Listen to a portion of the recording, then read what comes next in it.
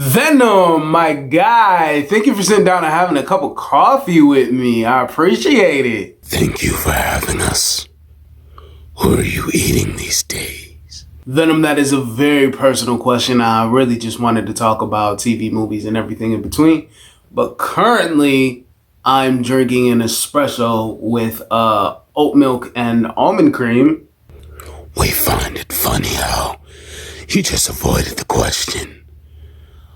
We eat everyone. We don't discriminate. Venom, I'm not about to tell you if eating bodies and snatching souls. You invited us here. I know that, but I'm just trying to change the tide of the conversation, B. Cause you kinda out of pocket. That was mad personal. This our first time meeting, fam. You seem very defensive. Is it because we're black? Wait. Hold up. What? Only one of you are black. Get out.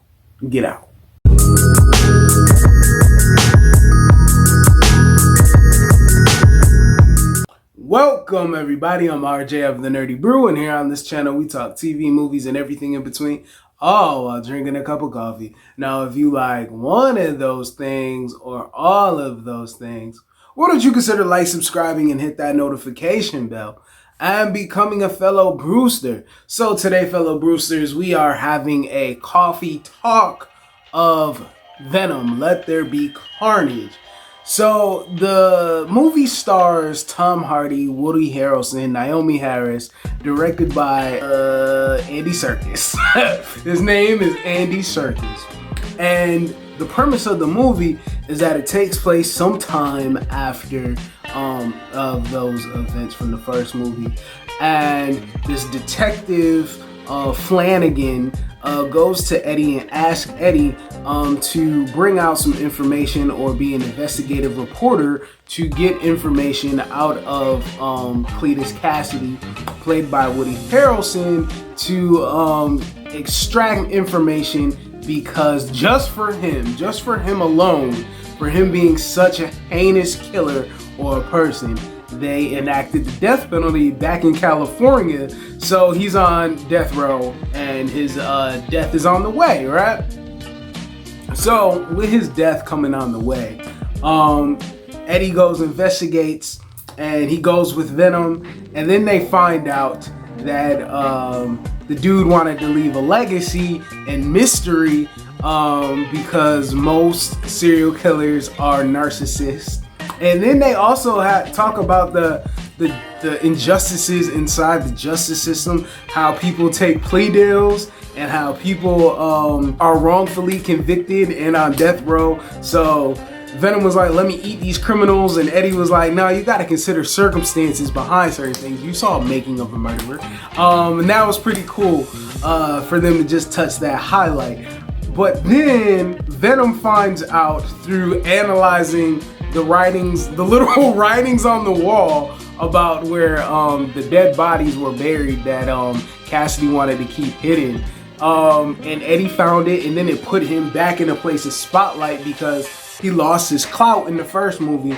So with him solving that mystery, and it was also a slight to the feds or the authorities that he was able to do that. So Flanagan was mad at that. And what a name. Cletus wants to go talk to him and for his final wish before he gets the needle, and he bites Eddie. And when he bit Eddie, that took away, it was allowed him to imprint the DNA from Venom, and it spawned onto Cletus Cassidy to make Carnage. He breaks out of jail. He was in a relationship with Naomi Harris since they were young, and basically he's after her to go find her, release her, and Carnage and Cletus have a pact with one another so that they can kill Eddie Brock and they can kill Venom. All right, the one thing about this movie, which was one of my favorite parts, is that they're very much so in a relationship. I don't know, Venom is very ambiguous on his voice is a man, But if he's onto a woman, he becomes a woman. It doesn't become a bigger woman. Like, it doesn't become a manly woman. You know, Venom becomes Lady Venoms. But it's weird. But however it may be, he has a very, intimate relationship with Eddie Brock. And they have a very toxic relationship. You live by my rules. I'm sorry. I don't know what came over me. Please let me fix it so I can push it again. You are a loser. Where they break up. And it's crazy because in the period of time of them breaking up, Venom gets to be by himself, discover what he likes and dislikes, and he's very open about his newfound existence. And that was kind of one of the things that kind of logged the movie down during their time period broken up. And then Carnage did escape from jail, and I think it was one of the best action pieces next to the ending of the movie or the climactic end. I felt like that was filmed very well and choreographed very well. They're looking for the woman. Like, the movie was very fast paced, and I felt like the movie could have been very slowed down, very methodical. More of a horror movie in the middle of the movie, but I guess they were catering to an audience to trying to get more butts and seats. But I felt like if the movie slowed down, had a lot more horror aspects, a lot more killings. I don't know how the video is going to circulate with the word killings with YouTube and the algorithm. But yeah, if they had more killings, I just really feel like it would have been more. I would have given the movie a higher grade. The performances of the movie, I just feel like Tom Hardy is one of the best working actors today. He's actually in my pantheon of top working actors today. And I just feel like the work that he did in playing the duality between Eddie and Venom and the times that they are separated and they have to talk together, just his performance of talking to something that's not there felt like it was something that was there. I loved it. Woody Harrelson is always great. He never, to me, puts in a bad performance. I always love Woody Harrelson, and I always think that he's a highlight in any film that he's in.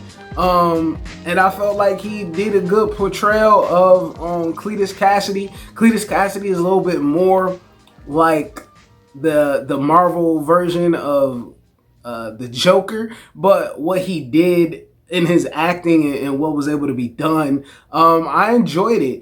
I feel like Andy Serkis made the movie tonally feel like a good continuation of the first movie. I also felt like he also improved. Some of the CGI was a little wonky, but when it came to the color grading, but the movie with the CGI was actually very fluent. It had great fluidity with it. I do know that Cletus and Shriek had a relationship, so I'm happy that they pulled that from the comics. Flanagan turns to somebody else, Toxin, who was in the comics, who's a symbiote that hates other symbiotes, and with him thinking of monsters at the end of the movie, spoiler alert, I think that's a good way for it to lead off. Then we have that post-credit scene. The post-credit scene changes the dynamic of all of the multiverse. I can't get too much into it if you haven't seen it, but I will say that it was a great highlight, and it's still funny of their relationship, and also bringing in that Venom has a multitude of knowledge about things we're not understanding just yet, and him and Eddie didn't understand how the event or the occurrence happened. So that leaves a mystery, and that leads the world to be bigger. So that was pretty cool. So overall, I enjoyed the movie. As I said, I wish it was slowed down a little bit because the movie was fast paced. It went just like that. It was 90 minutes. And I think what hurt the movie was that time period of them breaking up between Eddie Brock and Venom. I don't know, it just seemed like a romantic comedy at that point that they just shoehorned in, because there could have been a lot more carnage and desolation from the Carnage symbiote and Cletus Cassidy that probably would have had me more paid attention or more invested into the movie. But I don't feel like the movie is lesser, and I don't feel like it. I mean, I enjoyed it. I enjoyed the movie. With that, I give it a Nerdy Brew grade of a 6.8. Let me know your thoughts about Venom down in the comments below. Like, share, comment, and subscribe. Thank you for all the new subscribers for being here. And I'm gonna bring this video to an end. And I want you to be you, do you, see the bigger picture. Have a fantastic day because you deserve it. This is that channel. Peace.